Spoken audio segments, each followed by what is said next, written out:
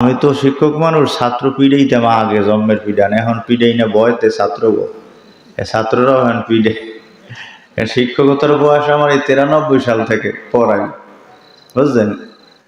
এখন আগের মতো ছাত্ররা নাই, আগে অনেক পিডাইছে, আর আমিও পিডান খাইছি, জন্মের খাওয়া।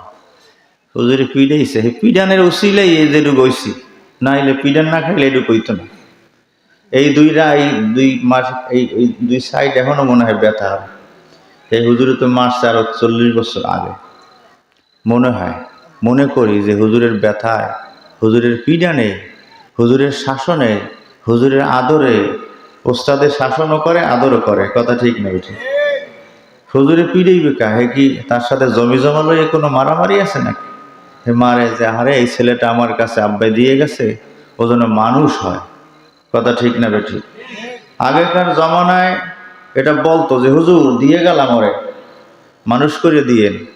পিডাইছে না, মারছে না, চামড়া উঠে গেছে, জীবনে আব্বা আম্মা জিগায় না, কথা কর না কেন? আর এখন মক্তবে হুজুর একটু মারলে বাপে মায় ভাই বুইনে বউ সবাই আয় লাড়ি লইয়ে, হুজুরের ইমামতিও শেষ, মক্তবগিরিও শেষ। এরকম 2-1 জায়গা হয়েছে না? আমার ছেলেরে মারছে, ওরে বাবা, হুজুরের ঠেলা তো কম না। যার কারণে আগেকার জমানার মতো ছেলে পেলে মানুষ হয় না। হুজুরের মারলে, ওস্তাদের মারলে, স্যারের মারলে আর কি ওই সন্তান মানুষ হওয়ার আশা করা যায়? আর আমরা তো নালিশই দিতে পারি না আব্বার কাছে। আমার চাচায় মারছে, আব্বার কাছে বলছে, আব্বা খালি মারে চাচায়, তুই হের জায়গায় গেছো কা? হে যদি জিগাইবে তো মারলিক আমার ছেলেরা ভাইয়ের কাছে জিগায় নেই, গেছো কাউ জায়গা, তোরে মারছে ঠিকই আছে। আর এখন আব্বার কাছে নালি দিলে, আয় লাড়ি লইয়ে আয়, বাইরে পিডাইলে, পোলাপান লইয়া বাইরে পিডাইতে যায়, বাতিজারাও পিডায় চাচারে, আছে না? তা চাচার বাপ তো এক, বাপের মারাও যায়, চাচারে মারাও হইয়া।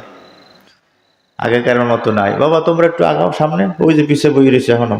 হ্যাঁ তোমারে কই, তুমি ওর পিছিয়ে চাল, তো আগো সামনে, আগাও স্যান্ডেল লই যাও। কিচ্ছু বোঝে না। ও কোলে পোলাপান লই বইছে নাকি? থাক তয় থাক, তুমি থাক, কোলে আবার পোলাপান লইস। এই জন্য ছেলেরা আদব কায়দা কম বর্তমানে।